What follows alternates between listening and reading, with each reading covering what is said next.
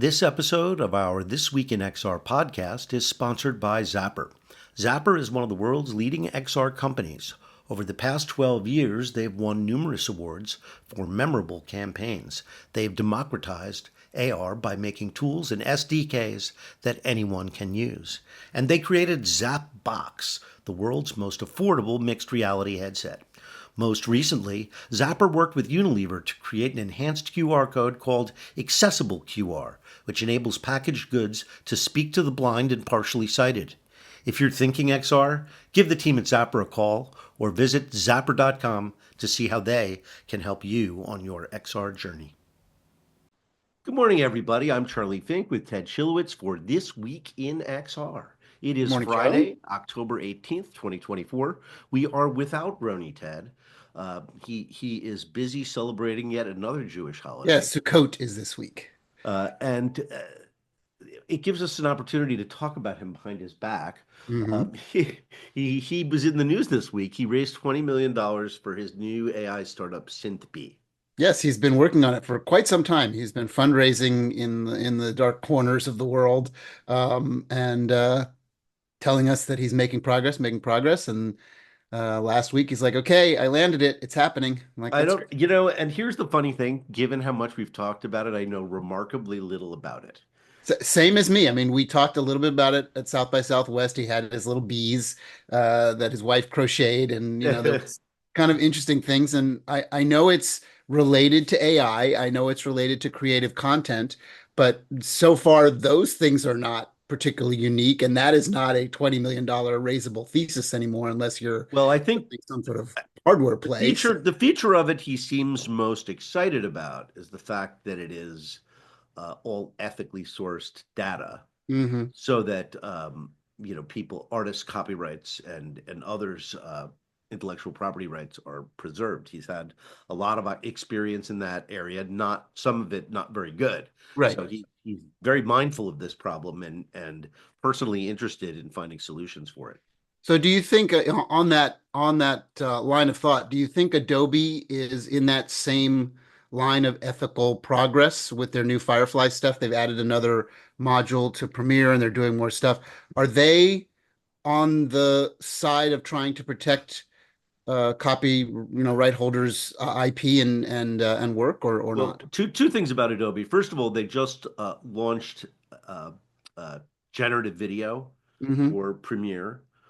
So you can source fake stock photography. You can extend shots a few frames, Yeah. which anybody who's an editor will appreciate. They used the Getty library of 35 million photographs to train their model.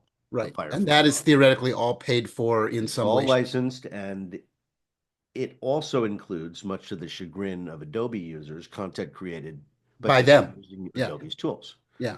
Which has always been in their terms of service. And now that we're in AI land, people have figured that out. They may have changed that recently because there was a big backlash about it, from their customers. So yeah. And right. And I mean, ChatGPT is being trained on all the stuff we make ChatGPT do. So the Adobe indemnifies its users, both individuals and corporations, from any claims arising from the use of Firefly. So they obviously are quite convinced of its cleanliness. Now, Firefly is not the best AI tool. It is not the tool preferred by professionals. It's not bad. It's actually very good if you're using it with Photoshop and using it to help you. But anyway, I lost my train of thought of that. Let's get to the news. Okay. Let's get to the news this week. The big news was, for me anyway, was NVIDIA coming out with an AI model that is better, that benchmarks better than ChatGPT and Claude. So now they are effectively competing with their biggest, largest, and everyone else down the food chain's clients, right? So they have been the hardware of choice. AMD is trying to put up a fight. Intel feels like it's losing that fight. There are a few other startups in the hardware and the etching world doing, different kind of chipsets that are focusing on AI training and AI deliverables. But NVIDIA is the 3 point something trillion dollar gorilla, right, in the space. And now they have shown that they are working on a software model that directly competes with those using their hardware, which is, I guess, what you Bonkers. can do if you're a $3 trillion company. I think that what's interesting here is you've got people like Sam Altman running around talking about investing in chip makers, making their own Yeah, chips. yeah, yeah, And so NVIDIA was listening. yeah. Well, I So guess it's they're a going to bit. go compete with NVIDIA and make their own chips. NVIDIA is going to make their own software. I guess it's a bit like the story with, Intel had it all going on with Apple for many years, and then Apple was like, you know what? We think we're just going to build our own chip. We don't actually want to use your chips and services anymore, and they outpaced them. And all the M1, M2, M3 is the dominant form of what people use on their Macintosh computers now, and their laptops and everything else, and iPads and phones, etc. So. I mean, it's interesting It's now. funny, there was no big announcement, right? Right, Jensen Jensen hasn't really, usually comes out and tells you everything. yeah, he hasn't really talked about his strategy around this, how he's going to help the open AIs of the world with this, right? It's just, we did this, we're doing it, we're going to see what happens. It's fascinating to me. It's open source. You have to use Hugging Face and Right, download it and all that good deal. right. So not that many people obviously are going to use it right away, and it's unclear how NVIDIA is thinking about this. Is it a business? Are they going to build an open AI or a Poe or something to compete? I don't know. Well, maybe they just see, the value of robotic transportation and the amount of AI that's needed for that. If that's going to scale enough that that sector needs NVIDIA AI, directly built in it as the best tool for all those companies to license that, right? Because we have one and a quarter right now. You've got Waymo actually functioning, which used to be Google and exited out of Google, and I use it every week. It's great. And then you've got, the Dr. Evil Elon doing whatever he's doing with robotic cars, which kind of felt like a bit of a thud. But they're doing it, and we're going to see what happens there, and that's going to use a lot of AI, and there'll be other competition. So maybe just and NVIDIA's deep in the automotive space, right? So maybe there's a play there. So Infinite Reality by Zapper. Zapper is the Yeah, sponsor that's of and our that's our show. sponsor. And Casper Theicher, I've known him for almost 10 years as a CEO, but this makes a lot of sense. Infinite Mhm. Reality, as you remember, we had their CTO on the show Yep. a couple months ago, and it's a roll up, right? They're trying to roll up these small companies in XR and related fields like drone racing. They bought the Drone Racing League, right? And they're Yeah. assembling all of these assets either to go public or go public through a SPAC. Zapper is a wonderful creative company with lots of big ideas and not a lot of money, Hmm. right? They have, for example, Zapbox. I mean, to launch Zapbox is the essentially iPhone holder that lets you simulate the Vision Pro. Right. And it's a hardware product. They're it's distributed through retail and on Amazon. And how do you even tell people about it? And it's too small. They're too small to do something like that. Yeah, this just Now allows they them to have scale. access to resources, so those projects don't have to be so kind of boutique niche.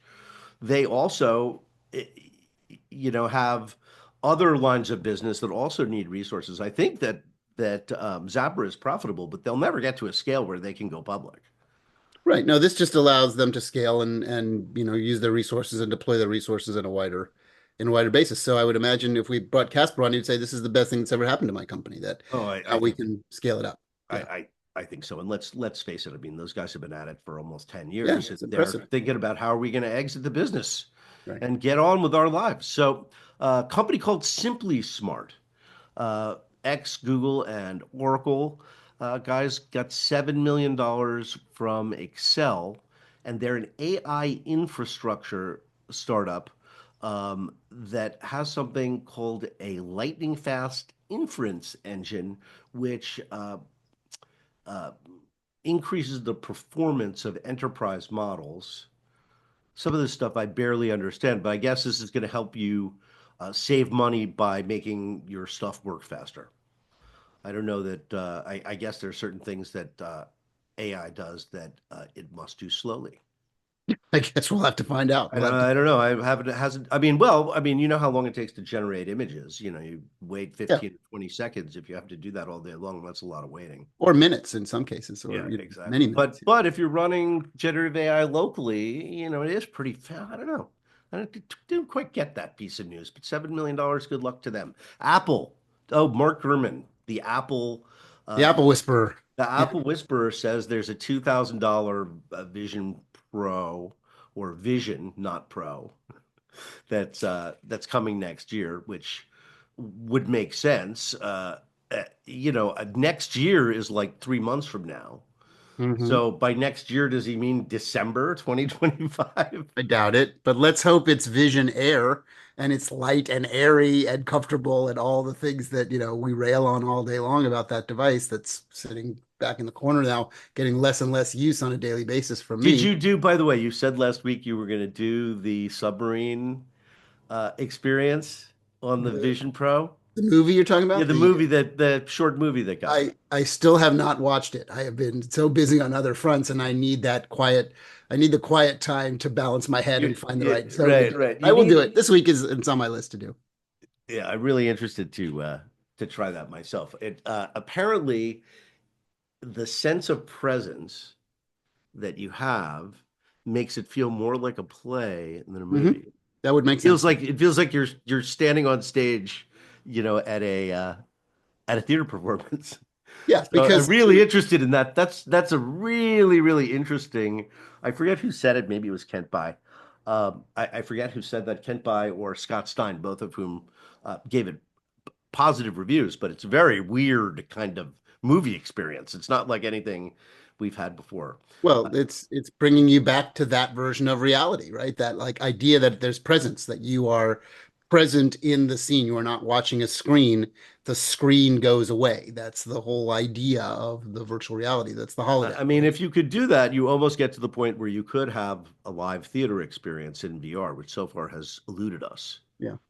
Well, Um, I've done things at film festivals that I would argue are theater experiences that bring you into an emotional arc and you believe the performers are actually there with you because you're in a virtual reality space, a shared space. I've done a thing at Tribeca years ago where there were a group of actors. It was like a Shakespearean thing, and the Tribeca was in Lower Manhattan. The group of actors was actually in Brooklyn in a black box theater mm. performing, and they were connected via virtual reality. So you felt like you were there with them in the play. So it's interesting. The trope is interesting of it. So bringing in our guest, Yeah. um, Joaquin Cuenca Abela. He is the founder and CEO of FreePick, but he has a long career as an entrepreneur, sold his first company to Google. Joaquin, welcome. Hi, Charlie. Nice Happy to to be meet you. And nice. you're here with me and my co-host, Ted Shilowitz. Welcome to the show. Thank you for hosting me. Hi, Ted. How are you? Morning. Where are you calling in from? Where are you in the world? From Spain. I Oh, good. was in London this morning, and now I'm back in Spain. Are you in Madrid or another city? What city are you in? Another city in Valencia, which Oh, is in Valencia. the Yeah, yeah. Valencia is beautiful. I've been there a number of times. It's great. yeah, Amazing. good, So, good. uh, at, uh, so I wanted to talk to you about free pick and AI. I guess you guys also recently acquired Magnific, which is a AI upscaling tool that is preferred by many professionals. And I had no, and because of that acquisition of Magnific, that's how I found out about free pick. I'm not a designer, right? So, free pick. What is free pick? Oh my God, look at how big free pick is. How did I not know this? And of course, it makes total sense in context once you realize. But I heard the guy the founder of FreePick telling the story about how they knew you before they even started FreePick. Yeah, yeah. So actually, I invited Javi to come to Malaga, which is where we are from, and invited him. I think it was in October that was like a couple of months before he launched Magnific. He launched it at the end of this of November, so 1 month before. And I was like trying to lure him into FreePic to come and join us. And he was, that all these startups when they start, they are very nimble. So he was like a bit skeptical. Well, I don't know, I'm doing this. I don't know if it's gonna work. He was like, if it doesn't work, will you hire me? Sure, come. He was a little bit. It's funny to see how startups are just nimble and weak at the very beginning. They are just little ideas, and then it launched and it was a big splash. I think at some point, even he didn't believe just how big it became so quickly. And thinking about it after the fact, it kind of clicked to me. It's true that Magnific solved a need that was in the market and Yes. fulfilled. Is I have an image and I make it a little bit more beautiful for some definition of beauty, more details. And this is something that you could not even do with Photoshop. It will take you hours. It's Right. impossible to do many Yeah, it's details. impossible. And Yeah. also to do it in a way that you don't alter the picture. So that's the beauty of Magnific. So first of all, for those of you who are listening and you're not in the graphic design or cinematic AI world, Yeah, roll it back a little and explain. you're not in the cinematic AI world. When you generate images using an AI tool, typically they come out fairly low res. That's right. I mean, 1074 by 1074, I think is probably as good as it gets. And so, which is fine for most applications. But if you're making a film or doing something commercial, when you've got what you like, you now have to make it look like a real image that has sharp edges and doesn't, look like, slapped together, but rather a professional high definition image. But most AI tools, when they try and upscale images, they change them and often making them much worse.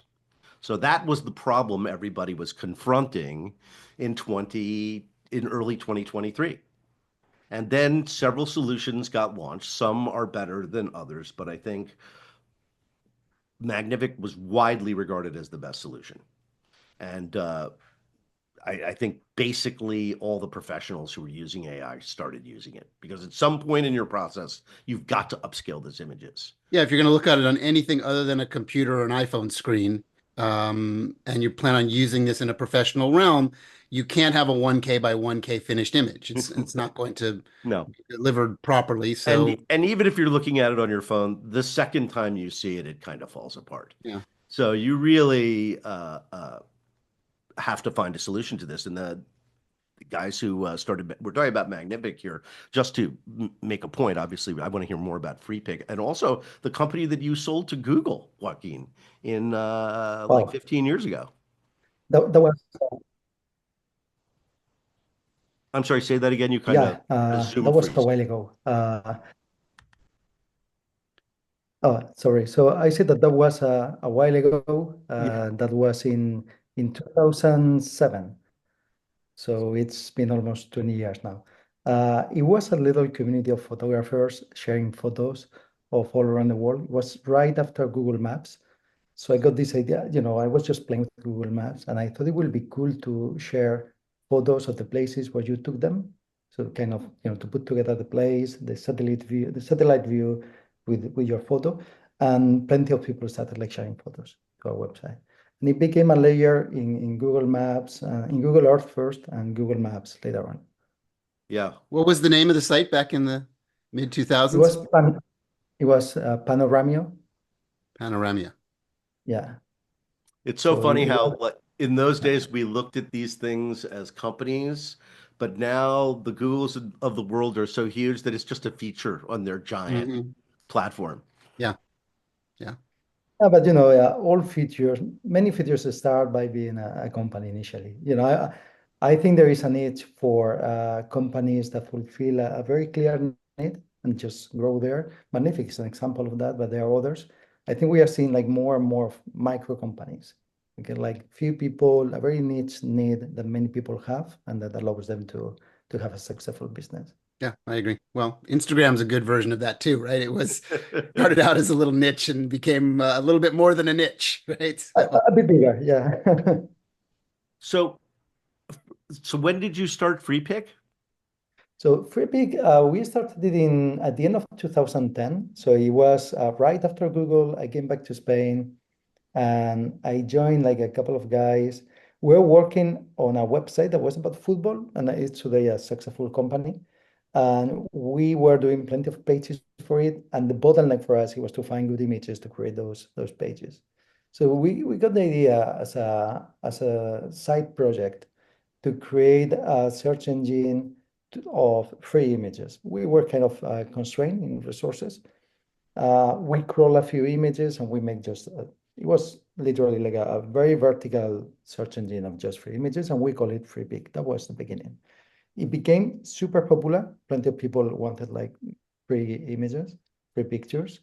And for us, the next big step, it was to start creating the pictures ourselves. We started adding images so we hired the illustrators, we created better images, and there was nothing like that on the internet back then. I mean, we really raised the quality of free images. There were several sites about photos, but our specialty was with illustrations, with PSDs, with vectors. There was nothing for professionals that give them like free content. Okay, so we are very, very popular on that category. So do you still is searching for free pictures still at the center of FreePic? It is still huge. It's to give you an order of magnitude in terms of visitors. I mean, looking at least at a similar web, we are at like 1/6 of Canva. Okay. And Canva is more for the general public. We are more like for professional designers. So it kind of makes sense that we are smaller, but 1/6 of Canva is already pretty big. Okay, it's over 100 million visitors every month. It's the most popular website for designers in the world. Okay, and that was I will say our core until 2022, and then Gen AI happened, and we started creating services based on AI. Like we saw a potential here to help people not only with pre-made assets, if that makes sense, but also like helping them make their own thing. Yeah. So you have an image text to image generation on FreePic?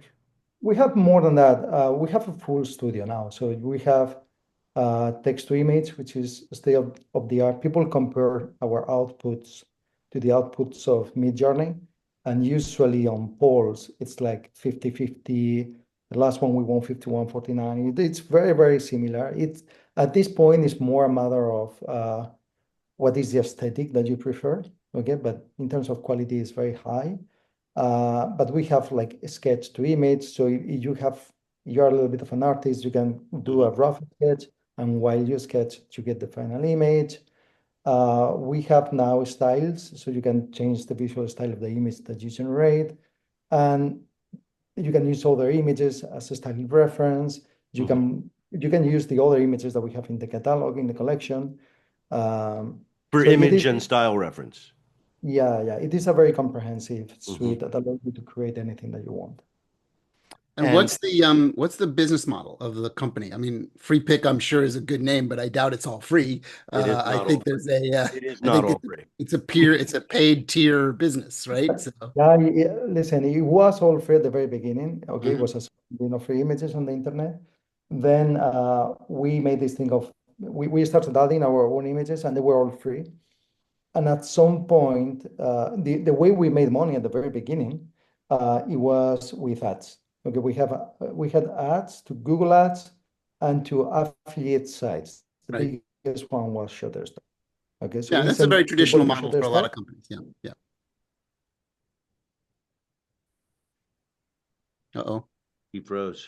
Oh, he's back. And if people bought but then we decided if people were ready to pay on Shutterstock, and the collection was getting better and better on our side, why can't we just carve part of the collection, make it premium only, and make a subscription on FreePic? Okay. And that became the number one revenue source over the years. So it started growing. Now we have over Just today, we crossed 750,000 subscribers on the platform. We're Wow. getting close to 1 million subscribers. Wow. Great. Wow, that is so impressive. Congrats. Just shows you how large and robust that industry is, right? Creating imagery, needing to find effective and useful resources to create material. I mean, we mentioned Getty Images before. It's a big business, right? These companies that have figured out a way to bridge that prosumer world into the professional world and sort of leave the sort of free stuff behind to like find it out on your own, and it's just not that great. When you get to the great stuff, there's a business model to that, and people want to pay something as long as it's logical. So it's relatively inexpensive every month if you're a professional imager and you're creating things, for an ad agency or some sort of business that's in the photographic medium, right? So you found a niche. Talk about finding a niche. You find the niche. Now, but listen, Ted, I want to highlight that we are still proud of our free site. Okay, we think it's very high quality, and you can find fantastic things for free on Freepik. So we want to make it work for anyone. You don't have revenues if you cannot pay the 10, 15, depending on your country, dollars per month. Mhm. That's fine. I hope, that people will find useful things on the free side. If you become premium, you have more variety, more diversity. Sure. Result. This is it. Okay. But we try to have high quality all over the place. Yeah, it's great. Interesting. So, do you have any video tools on Freepik? Aha. Okay. Can you ask me again in a couple of weeks? I It's think there's your coming, it's answer. coming. I think you got your answer, Charlie. I was not So- going to mention it, but yeah. Well, that'll be exciting. I mean, it makes sense to have an end-to-end pipeline on the same platform. I think that, we see Runway going in that direction. Civitai just announced that they're putting together a pipeline for not only their image generation tools, but also for, people who are want to take that image and go and generate video from it and upscale it from there. And they're going to have, essentially create a token-based service that even Freepik could get distribution from them and, collect their tokens, and they would cash out the tokens. So it's a really interesting idea of just trying to build a consolidated pipeline so that you're not dragging files into folders and having to manage dozens of images yourself to make a 1-minute video. So it makes a lot of sense, and it makes a lot of sense for Freepik to do that too. I just think it's a general trend in the industry. We're seeing Runway, of course, is one of the largest companies in AI video, and they're clearly going in that direction. They've integrated things like background replacement and um, upscaling. That's a good example of bad upscaling. So, and you could argue maybe they're trying to do too many things, right? Because they've got upscaling, but it's not professional grade, as some of their other tools are. But the upscaling is not. So it's interesting. The thing I like about what Civitai is doing is it's giving you a lot of different options. So you want an upscaler, just pick one, and then that's your pipeline. But I think it makes a lot of sense if you can have the best tools to keep them all inside. I think that's the liability of that's the liability of it. But I think that you have to do it because I've got a spreadsheet of generative AI image makers and generative AI video makers. There's like 60 companies. Yeah. I mean, there are not going to be 60 companies that are this time next year. There aren't going to be 60 companies. I mean, maybe the way venture capital is sloshing around AI, maybe there will be, but there won't be for long, right? It always coagulates, and it seems like you're already there, right? They're still waiting to kind of consolidate, but Freepik seems to, because of your position in the graphic design world, seems well positioned to do that kind of consolidation and pipeline development yourselves. Yeah, one of the advantages that we had is that we had already a huge number of visitors, and that's an advantage because we were already, 750,000 visitors, paying subscribers a month is a big advantage. yeah, and it's like an over 100 million visitors every month. Like And we try to give them, Wait, what? You you have know, 100 million visitors every month? yeah, it's more than that. So, I 100 mean, if you put together all our properties, it's like 150. But that, there are things that we can do that it's actually takes time on other companies. Like, for example, when we launch a new model and we want to check the quality that it has, we just do an A/B test and we check how often people download the results of the image. And it takes us hours to understand if it's better or worse. Okay. That will usually be a project in itself for many companies. But the other thing is that we can negotiate better unit economics, better, lower cost to generate images. And we have been pretty good at that because it's in our ethos to kind of offer people something that is, low price or free if possible. And this is a big differentiator between us and other companies. We managed to make it cheaper. So the other point is you mentioned before that sometimes the tools are not professional grade, and you are right. And I think we need to be honest about that. Okay, we are still at a stage where we are experimenting. On video, it's not yet there. Okay, you try some random video generator or something like that. It's where image was 2 years ago. But what experience tells us is that if you launch a product, you get some early adopters, technology will just keep improving. So in a couple of years, we will probably have like fantastic video generators, and it will just be automatic. We had our suite. We had a pretty good image generator, but not as good as the one that we have today. And when we launched the new version and we increased the quality, we immediately, it was a quantum leap in terms of subscribers. Okay, the traffic was already there. People were already testing it. We got the vibe on Twitter. People knew about us, and you just increase quality and you get more subscribers. And this is going to be the trend. Technology is going to keep increasing. In a while, like you want to be a company that is happy that there is progress on AI rather than be afraid of the progress on AI. Yeah, well, you're in a great position.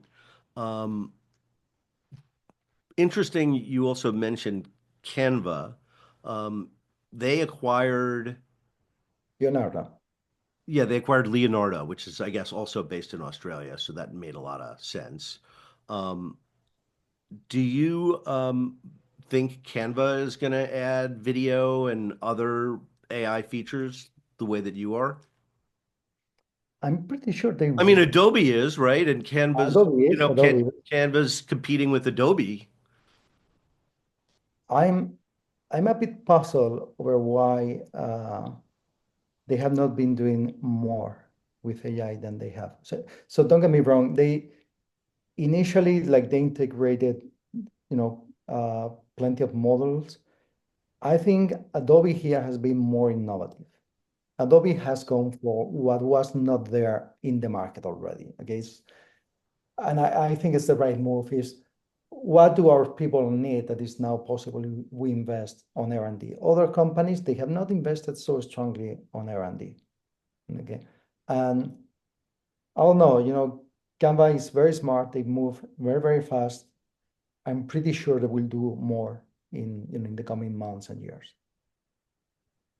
Do you think some of these companies are looking at you as their next acquisition target, that they're studying you, studying your business model, and are they going to try and compete in your front? And if they can't get there, they'll start to make their offers. I mean, you've obviously sold one image-based company to Google, so you're no stranger to the acquisition process and when the signals start to come, right? Are you starting to getting that signaling yet, or is it still a little too early in the maturity curve of this type of stuff? Well, what experience tells me is that companies are acquired, not sold. So it's like, it's more we need to think on our own destiny, our I mean, futures. you could take this company public. You're making like $100 million a year. Well, $100 billion a year, it's not yet No, for global. wait. You said you had 750,000 subscribers, right? Yeah. So They're each paying what, $20 a month, give or take, something like that on average, 15, $20 If a you month? want to know roughly what's going to be our revenue, it's going to be roughly 100 million. 100 yeah, that's million. what I said, 100 million. Yeah. I understood So billion. you don't, you're making $100 million a year. You ain't spending it all on your operation. So I would be happy not to sell my company and just to make $100 million every year. I know you don't get to keep all of it, but I'll bet you don't spend it all either. So that's No, pretty sweet. but I agree with that sentiment. It's really not. I'm spending like zero time thinking about joining other companies. Our time Yeah, is why would you? is how do how can we deliver like the best experiences? Mm. Well, in a way, I have to be honest. When this Gen AI thing pop out, he didn't knew what to do. Initially, it was like, okay, how do you react to this? Because make stock images, how. Uh, And over time, it became more and more clear. It's like, okay, now we have companies that are making models, and we're going to have companies that expose those models to users using different interfaces. And it struck me that we have explored only one way to communicate between two intelligent entities, which is by talking and maybe by writing. We have a couple of methods of interacting.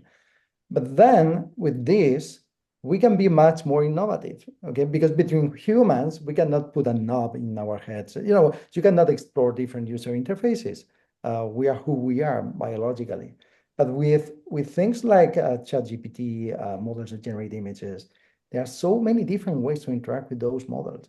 And I think it's gonna be a little bit like back in the 80s, you got companies that made CPUs, and then you got companies that made the software that build the interface between the CPUs with all their power and humans. And I think that's a much bigger surface where you want to work. There is less density of people because it's just bigger. Okay. And I think that's what captures at the end of the day the vast majority of the value is people working on the CPUs back then. They started fighting on margins because you are all of them that were building the same thing roughly.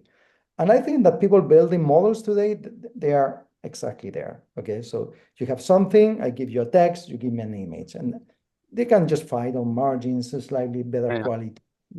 I don't think there's much room to improve on that space.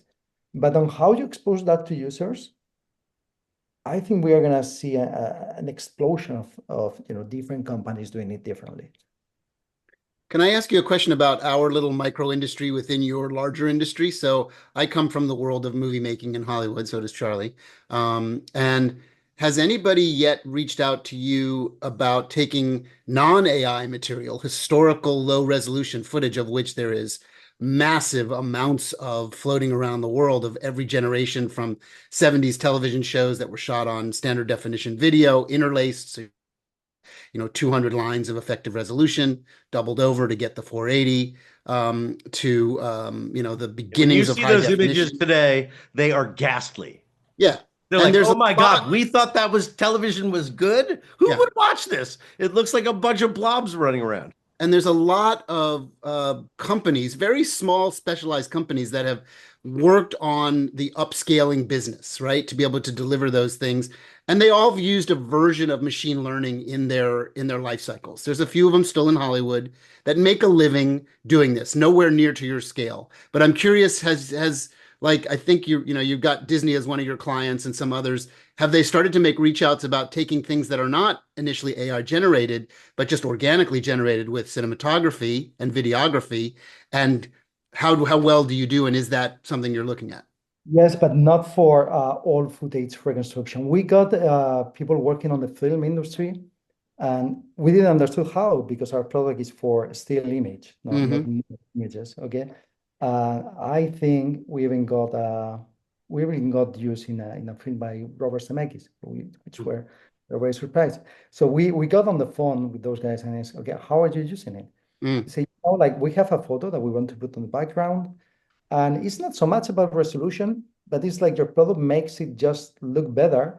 It has details, so we like it better, and we use it as a better background.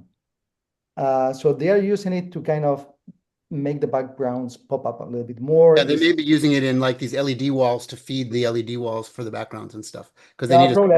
I didn't go that far just to understand exactly how they're using it, but what I understood that they had like kind of static backgrounds, and they use it to just make it better. Interesting. Wow. It's cool. You got an interesting little business running there. It's great. How many people are working for the company, Joaquin?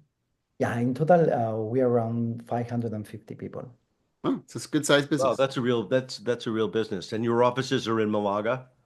In Malaga, yes. We have another office in Colombia, in Cartagena de Indias, where we have around 70 people. And we have a few little offices, one in Oxford, near London, and another one in Berlin.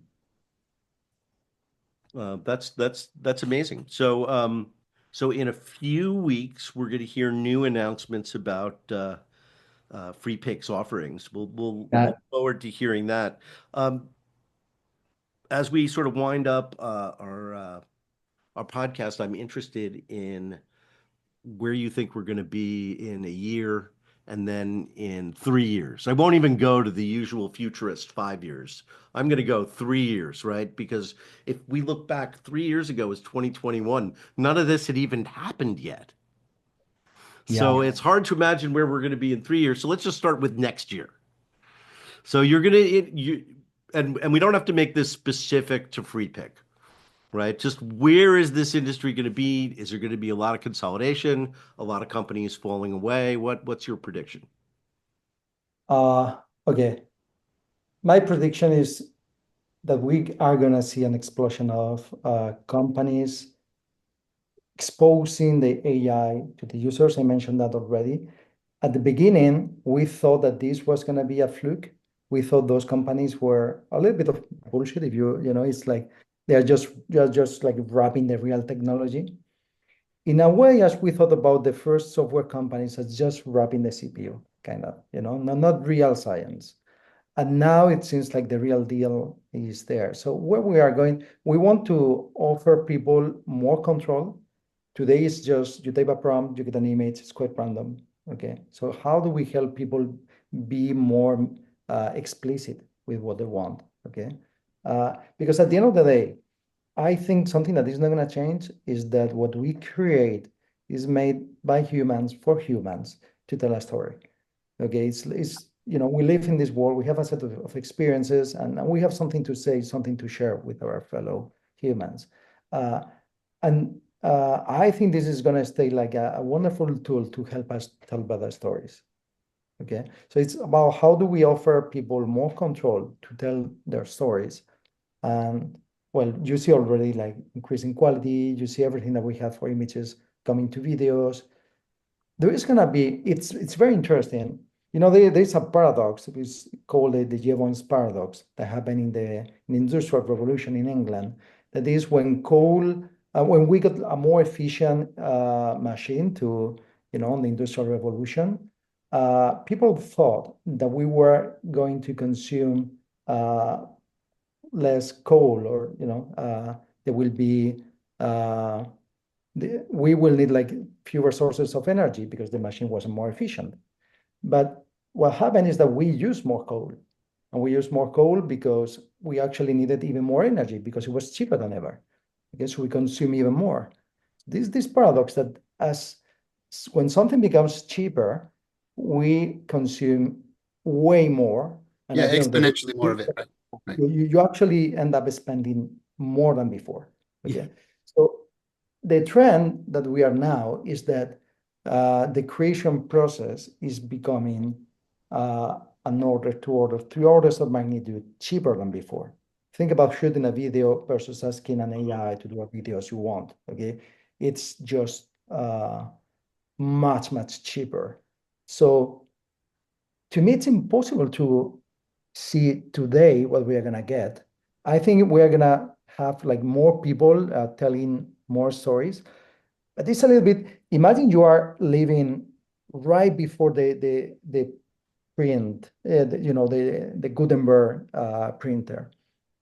You are a monk, like doing books, and you get this new machine that kind of makes books. Okay, so your prediction will be that people will be able to read more books maybe more than one in their lifetime. Maybe they will read like 10. But it's just too far away to think that you will have things like newspapers, like one book every day. It will be, you're just too far away. Yeah. And I think that's where we are today. I'm sorry I think that I'm not yet equipped to answer that question. Where are we going to be? Well, it's funny. I make that reference around how we use silicon, right? Transistors, basically binary compute. If you go back just 60 years ago, which isn't really that long ago, the economics of the planet weren't really touching anything that really related to binary compute, right? We were just doing things the old-fashioned way on paper and writing things with analog typewriters and cameras that shot analog film and et cetera, right? It wasn't all that long ago. It wasn't hundreds or thousands of years ago. It was literally in our lifetime, right? 60-ish years ago. And now, if you look at just the raw economics of things that are done on various forms of silicon chips, they are in the many hundreds of trillions of dollars annually, right? And that was literally an economic system that did not exist 60 years ago. The beginnings of the IBM mainframes were entering into the world at that time. And then you look at how so now try and transport that another 50 years into the future, right? It's literally almost impossible for our brains to calibrate what those economics will be and how the world will change again. It's a fantastic example. Like if I ask you then, you will extrapolate. You will say, I guess that we will have like maybe fewer accountants or more precision in the accounting process. And it's like, no, you're actually going to multiply like millions of matrices to render video games in real time. It's like what? Mm-hmm. And then you will do that at a much larger scale to answer random questions on ChatGPT. It's like, we are not ready to answer that question yet. Right. That's a good, it's good philosophy. That is actually a great answer. Yeah. Because usually we try. We do try. And we fail over and over again. Joaquin, thank you for coming on the show. That's all the time we have today, but this is a longer conversation. I hope we get to continue it in person someday. Yeah. And good luck with your trajectory. It sounds fascinating, and we're excited to see how you continue to grow and mature and turn things into magic over and over again. It's great. Thank you so much for hosting me. Thank you. Have a great weekend, everybody. We'll see you here next Friday.